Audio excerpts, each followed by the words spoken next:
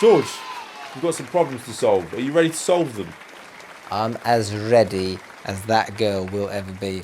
It's funny you say that, girl, because dear George and Luke, I'm a transitioning male to female, but my gran is the only person who doesn't know. Okay, that's the problem I've never been confronted with before. Well, I started transitioning male to female a year ago, and it has gone really well so far. It's just because basically there's a man here with short hair and boobs, and it's just funny because I'm thinking the only reason the gran doesn't know is maybe she's got like bad eyesight. So he's like, Georgia Luke, the only one who doesn't know is my gran. Because I walk in and she's like this. She's like, oh, hello, dear. It's so nice to say. Have you got a girlfriend? No, isn't they? But literally, if he walks in with a pair of boobs, right, and the grandma hasn't noticed, Yeah. what else would explain it? Listen, right? Buy a gran a pair of new glasses. Job done. Job done. Problem solved. I'm really close to my grandmother, and she's the only Not person... close enough. Yeah, Because she'd feel your breasts. She can't see you. As soon as you give her a hug, she'd be like, what the bleeding heck are they? She's the only person in my family who doesn't know yet. She was recently diagnosed with cancer, Oh, no. and I'm not sure how long she will be around for.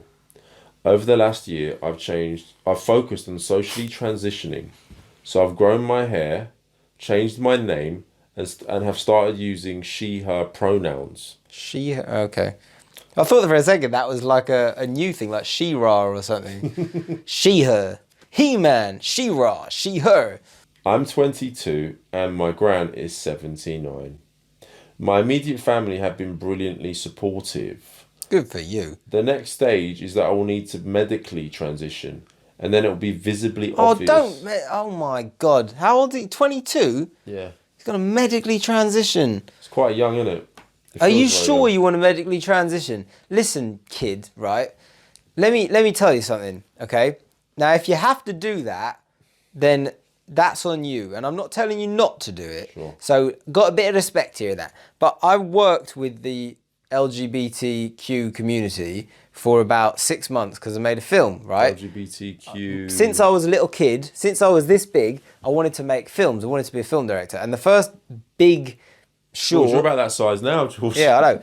It's the first big short that I ever made, which was a 30-minute short film, which took about 6 months out of my life, was made with that community because it was a story about a guy who's kind of that persuasion, man who wants to dress up as a woman. And anyway, it was a big film that I made, and I got a lot of support from them, and I met loads of fantastic people. But I learned a lot of things about men who have made that transition and had that medical surgical transition.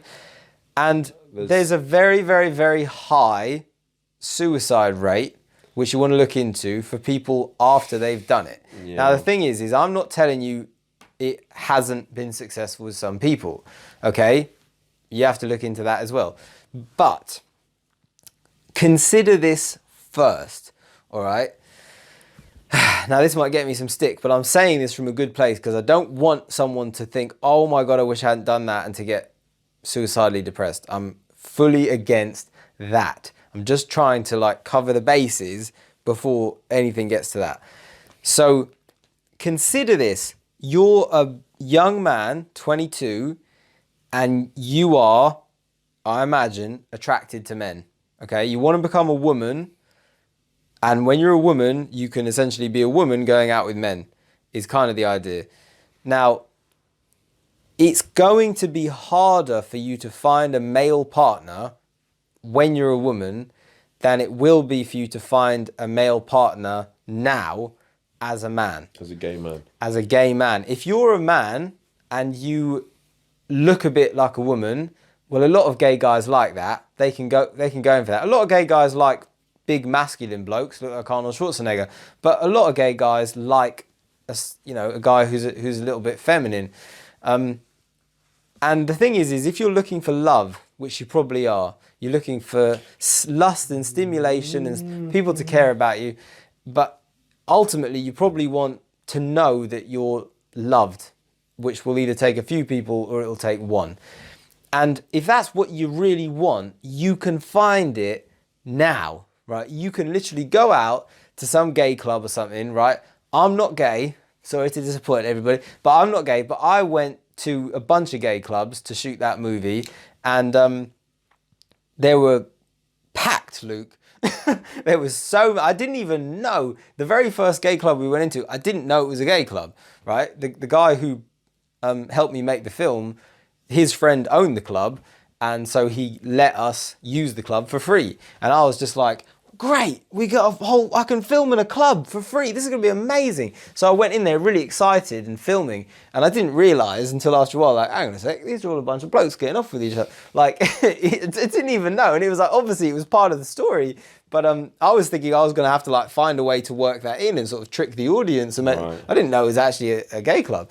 But anyway, were a naive little one, weren't you, George? I was ever so naive. I didn't even know what sex was with a bit. But anyway, the point is there are lots of guys out there, and they're quite happy to go out there and celebrate each other and things. I mean, when I say it's packed, I mean it. And the place was bloody enormous. And I went to a few of them, and these guys will take you in. They'll respect you. They'll love that you're part of them. You'll be a part of that community, and ultimately what you're looking for is somebody to care about you, and it's going to be hard to find a straight man who wants a woman who used to be a man. Okay, very, very, very difficult. I'll give you an example. This might sound a bit painful, but it's true. In the UK, in Big Brother was the biggest reality TV show in history. To this day, it had more viewers than any other reality show in history in the UK. Okay, worldwide show. And the series, I think it was 5, which series 5 was the most watched show in the history of any TV show in the UK. Okay, and the person who won that show was called Nadia. Now, Nadia... Shout out to Nadia. Nadia was a woman who used to be a man. That's correct. Okay, she'd had the transition. Portuguese. She'd had the transition and she'd become a Portugueser. And it was... so to speak. Portuguese that she was. And she went on the show, and the interesting spin on the show was that no one in the house knew that she used to be a man. So we, the audience, were watching it going, oh my God, that's a bloke who's become a woman, but no one in the house knows. And she actually said she went on the show because she was looking for love. She'd become a woman, but she hadn't found love. So she went on the show thinking, this might help me find love. And ideally, she thought, maybe I'll find it in the house, which was a bit unusual because she didn't tell the people in the house that she, used to be a guy. Yeah. And it was quite interesting to watch the men react to her because they were like, they could kind of tell. It was something about the pheromones. It was something about the body language. It was something about the mannerisms. All these little things kept on putting them off. And they would sometimes have conversations in private, the other guys, and they'd be like, there's something about her, like she's kind of sexy, but she just does nothing for me. Like, I can't even, there's just nothing happening there. And the poor woman, she won the show. Yeah. The UK public were like, woo, yeah, we support you, did it. And then she came out and she said, for years later, I don't know what's happening now, but I looked up interviews like 5-6 years later. She said she's still sad and looking for love, even though she won. So a population of millions, the most watched show in the history of the UK, right, watched that show and voted in to make her win, right? And that means in an audience of millions of fans, she still didn't find a guy who wanted to settle down and be in love with her. She didn't find it, right? With millions of adoring fans. What happens, George? So how the bloody hell can you expect a guy who just goes and gets that transition, the full thing, to find a man, especially a straight man, to settle? Now, again, I'm not against the desire, the need. I understand that there's something in you, there's a sadness, then you want to rectify that, and you want to feel like yourself, and fine. But the thing is if your ultimate goal is to find a guy to love you, you don't have to take a different route. You can do it right now. There are plenty of men who will love you for who you are right now. But if you change, well, a lot of gay guys will be like, well, I don't want a woman. And straight guys will be like, well, I don't want a woman who used to be a guy. And that's hard. But you know what? It's hard to find love when you're straight. Yeah. It's hard for women to find love when they're straight. It's hard for men to find love when they're straight. So it's hard no matter what. And becoming a woman won't just make it easy. It won't. It'll make it as hard as it is for any other woman and then harder. But right now, you're in the best fucking position in the world. All you got to do is go to the gay club. That's fucking fantastic. Like, gay guys are like, welcome, join us. Da, da, da, da. We'll have a great time. Like, you won't have trouble finding dates and finding guys who love you like completely for who you are right now. So do consider the biggest problem in your life ain't your grandma, right? Well, yeah, I was going to say, obviously. Try being a gay guy. Just try it. Just consider saying, maybe I'm a gay guy who likes to dress up like a woman, and that's totally fine, okay? But consider that first, please, for your sake. And if it doesn't work, well, you do what you really, really feel you have to do. But also consider that this operation stuff is new. And it's permanent. Yeah, but it's also new, right? 100 years ago, you couldn't have done it. So you go back through the entire history of the human race. If you were born 60, 70 years ago, you know, you wouldn't have that option. So how would you get along, right? You'd make do. And I'm not saying, obviously, things have moved a long way in terms of acceptance, and that's good. But you're still dealing with technology, and sometimes consider just you get the idea. Yeah, I think that I'm not walking in your shoes. You are working, Luke. But, got to wake up tomorrow morning. You know, you're 22 years old, and I have actually met a few people who thought about doing that procedure. People that I'm quite close to, who, for whatever reason, they didn't end up having it, and years later they're kind of really quite pleased. They're glad, yeah. I know a few as well. And that's not to say that's your story. Because they're going out with people who they love and who love them. And well, it is a huge transition. So perhaps give it a little bit more time and see, and try and live your life, as George said, as a gay man, and see how that works out for you. But obviously, if the time comes, you know, a few years down the line, and you still feel that you're not who you want to be, of course, you know, do what's right for you, do what's best for you. There is only you who knows the true answer, but sometimes the truth not necessarily takes a little bit of time to fully develop. Sometimes it's not fully there yet. Not necessarily. Well, that's what I'm saying, George. I do might think not be fully developed yet. The truth. Sometimes it is a little bit, right? I'm going to give you a bit of a strange analogy, but think of it like a story, okay? Imagine this. There's a kid. He's a teenager. He's 15 years old. He's a he. He doesn't have any friends. He's socially a little bit inadequate. He wishes that he had friends. He wishes that he had a girlfriend. He wishes that he was the popular kid, but everyone kind of ignores him and he's a bit scrawny or whatever, okay? And then he sees a television commercial for the latest iPod, right? The latest iPhone. And on the TV commercial, on the TV commercial, he sees some kid similar to him, right, at a pool party, and all these like sexy girls and all these cool young hip guys are there at the pool party, and there are nice flashing lights, and they're going like this with his new phone. That's what they do, George. And they're taking pictures, like and the girls are jumping into the pool, and the water's splashing everywhere, and they're having so much fun, and he's really popular because he's the one with the iPhone, and he's getting into the jacuzzi with the girls going, and they're like, ha ha, and they're putting their arms around him, and then that 15-year-old kid watching that TV commercial is going, oh man, if I get that phone, that piece of technology, I'm going to be popular, and I'm going to finally be loved by all these people, and they're going to think I'm cool, and the girls are going to put their arms around me, and we're going to dance, and we're going to celebrate, and I'm going to jump into the pool with them, and it's going to be sexy and cool, and I'm going to be popular, and I'm going to be loved, finally. So what happens? He works hard, he saves up his money, he becomes a dishwasher, something like that, washes dishes after school, saves up his money, right? Buys that latest iPhone, okay? He's seen the TV commercial, he gets it, he's really excited, He goes home with it. He's like, this is it. I can't wait. He takes it into school, okay? And then he starts using it in the lunch hall. And he's waiting for people to notice. He's waiting for the girls to actually give a shit that he's got this phone, right? And he's doing these swiping and he's like, how come no one cares, right? And it's a serious thing. Like, he will sit there and he'll be like, why do I still not have any friends? Why do the girls not give me any attention? Why do the guys not think I'm cool? How come I'm not getting invited to anyone's party? How come I'm still alone, right?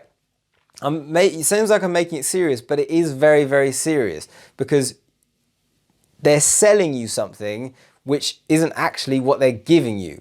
They're not selling you friendships. Yes, they're selling you a lifestyle. They're not selling you friends. They're not selling you love. They're not selling you sex, right? They're just selling you a fucking phone, okay? Point is, it's a piece of technology and it doesn't lead to what you want. And because you're a human being, I know what you want. You want love. You want to be loved. You want someone to love. That's what human beings want, okay?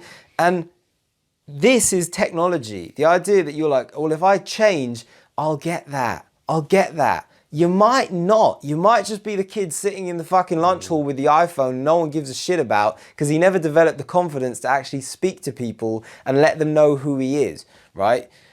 And it's a serious thing, and you finding out who you are might come too late if you go and do this first. You're only 22. Listen, I didn't know, like, I was getting to grips with who I was at like 21, 22, and I'd say by around 27, I started to sort of get a hang of it, or get the hang of it. But 22 is but you're a baby. Yeah, you're a baby, and to put that kind of power into your hands, be careful. Don't expect an iPhone, to suddenly bring you love. It's gonna do what it's gonna do, right? It's gonna be what it is, a phone. You're gonna be able to surf the net on it. If you do that operation, it'll do what it's gonna do. But that doesn't mean it's gonna be like, here's someone to love you. Here's a man who's gonna get down on one knee and propose to you, right? They can't promise that. That's not in the box you get it in. Just be careful. Yeah. Well, sorry we couldn't really help you with your grandmother. No, we can. We haven't finished it yet. But we've solved something else for you that you weren't even asking about. So yeah, he doesn't want to stress out his grandmother, but he also wants her to know the real him. So this is it. You kind of summed up yourself. Not the real him, the real me. The real me. It says I don't. The real she. What he said is the next stage is I want to medically transition, and then it will be visibly obvious that I'm changing. Right. So what you're thinking is I'll just walk in, and then my grandma will go, "Oh my God, what's happened?" What is going on? And then here? it says I don't want to stress her, but I also want her to know the real me. Exactly. Listen, okay. You don't get to know the real you because you got a pair of boobs. All right.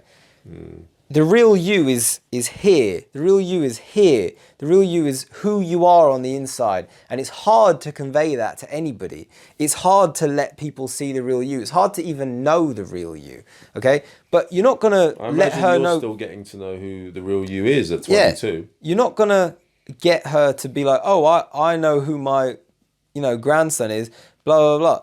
In some ways, she probably knows you better than you do. She knows you as that beautiful little person. I won't say boy if you're own sake, but she knows you as this beautiful person growing up, and she loved you for so much more than your outward appearance, right? Your grandma loved you probably more than anything in the world, and no matter what body or what face you had, she would have loved you just as much.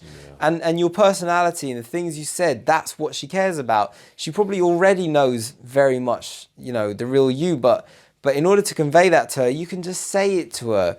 Just sit down, just tell her, this is what I'm feeling. I have conflicting thoughts about this. I've been thinking about this for a long time. Just say it, but you don't need to worry about like, oh, well, if I show her, because that's not how it is. Have you ever think about a song that you love? Think about like a beautiful, maybe a sad song, okay? Mama, I love you. A better song than that, right? I care. Is that Mama, take that? I love NSYNC. you. Bro, it's the Spice Girls, bro. My favourite band, Why do you bro. keep singing the Spice Girls? So, listen, but imagine... They're the best band, bro. Just imagine for a second that you hear hits after hits. Imagine that you hear a beautiful song, okay? Sung them one. All right, but imagine you hear genuinely a beautiful... Just think of the song that you love. And then imagine that the person who wrote that song, you met them at some point, and they were just a sort of normal person. You met them at a house party or something, and they were just sitting on the sofa a bit nervous, and you're like, yeah, how are you? Yeah, I'm okay. Yeah, it's been a rough day. And then think like, oh, that song was written by that person. Just try to imagine it. Picture a song that you love, like a sad song, something that makes you almost want to cry. And then imagine in reverse, you met the songwriter and you knew nothing about them other than, oh, they were wearing a yellow t-shirt and they looked a bit bored. And then you hear the song and it's like, oh my God, that came out of that person. They were feeling all of that. I didn't know they were feeling all of that when I looked at them. I couldn't feel what they were feeling, but when I listened to that music, to think that music came out of a person and allowed me to feel what they feel, that's really incredible. But if that person had come in and been like, I'm just going to wear this woman's hair, would you then feel what they felt? No more than if they wore a different fucking t-shirt, right? Like you might think, oh, they're going through something. Oh, they're courageous. That's good for them, right? Sure. Fair enough. But the thing is there are other ways of communicating. And if you want to communicate with your grandma, I'm not saying write a song, but I'm saying you'll be closer to letting her really understand how you feel if you just open up and speak about it. And you know, the poor woman's got cancer and things like, she don't care. She loves you. She wants you to be happy, you know. She don't make such a fuss out of it, and don't rush to finish things before she, you know, passes away. She's got enough on her plate as it is. Don't be thinking so much about yourself. Think about somebody else. Think about how your grandma feels. She's got all kinds of things to worry about. But anyway, there you go. We said about as much as we could say. But I wish you the very best. Do take care, and I hope you find somebody to love and somebody to love you, which you can. And you can do it now. Don't you want somebody to love? So anyway, So take care of yourself. And remember, this goes for everyone watching this. Every single one of you. If you're lonely, okay, then give us a ring. You don't have to wait until tomorrow. You don't have to do this, and this. George, I've got a cure for loneliness, George. You don't have to, you could just read my book. You don't have to wait till your next paycheck before you're allowed to ask someone on a date, right? You can literally do it today. You can go out, speak to someone in a coffee shop, speak to someone on a park bench, right? Just whatever, right? You, as a human being, have plenty of stories, plenty of life experience, plenty of things that you can give in terms of positivity. You are a fascinating human being. You have so much in you that you can bring out, tell your stories, talk about your childhood, all that kind of stuff, right? Things that are completely unique to you. You don't have to be like, when I've got that car, then I'll ask them out. When I've had that, you know, thing done, then I'll ask them out. It's literally like, you can go and speak to people today. You can form connections today. Don't always put it off, you know? So give it a go. And remember, it doesn't have to go anywhere, but just communicating with other people is a step. It's a step forward. And don't put too much pressure on yourself. It doesn't have to necessarily be about, you know, having a romantic escapade with that person. Just have a little chat with someone in the coffee shop, with someone in the newsagent, with someone, you know, walking down the street. Just say hello as they look up at you. It doesn't have to be a big deal. It can just be a small thing. Who knows? That might lead on to more things. Just take that little step and see what that little step takes you in it, George. It could take you all the way up to the old top of the staircase, George. To you the might be moon. right at the top of the staircase. All the way to the moon and back. Will you be my baby? I was never crazy about that band, but I did like one of their songs. They weren't very savage either, were they? I like that song that went, I'm going to forget it now. I know which one you mean. It went... Crash and Burn. If you crash, I'll break your fall. And we'll crash and burn into the night. I like that song. Well, check out that song by Savage Garden, Crash and Burn. That was a good one. problem, well and truly problems, potentially, Hey, you there, I've got some really exciting special news. If you're interested in all the kind of things that we talked about in that video just there, you're gonna love this. There it is, look at that. It's written by me. It's called A Cure for Loneliness, as you can see right there. And I spent about a year of my life writing it to make sure that it would be good and fun and accurate and entertaining and all those things that make something, you know, worthwhile. And I'm extremely excited to say that people have actually responded really well and they've been reading it all over the world. I've gotten reviews from people who say that they've read it twice. Somebody actually wrote to me recently to say that he'd read it 3 times. I was flattered if anyone had read it once, but to read it 3 times. Some excerpts of things that people have written to me about it are, it's a great and fun read, not the tedious intellectual kind. For me personally, this was a reminder that reading can be an awesome pastime.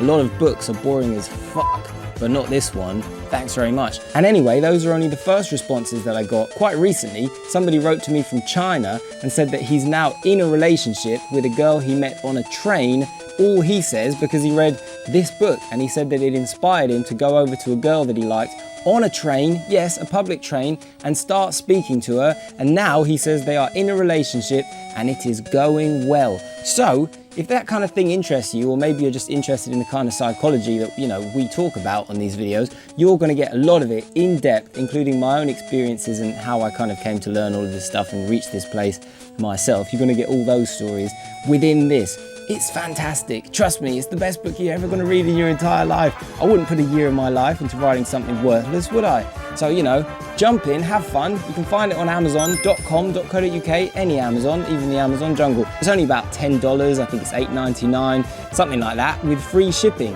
So crack on, have some fun, and, you know, let me know what you think. Till next time, bye.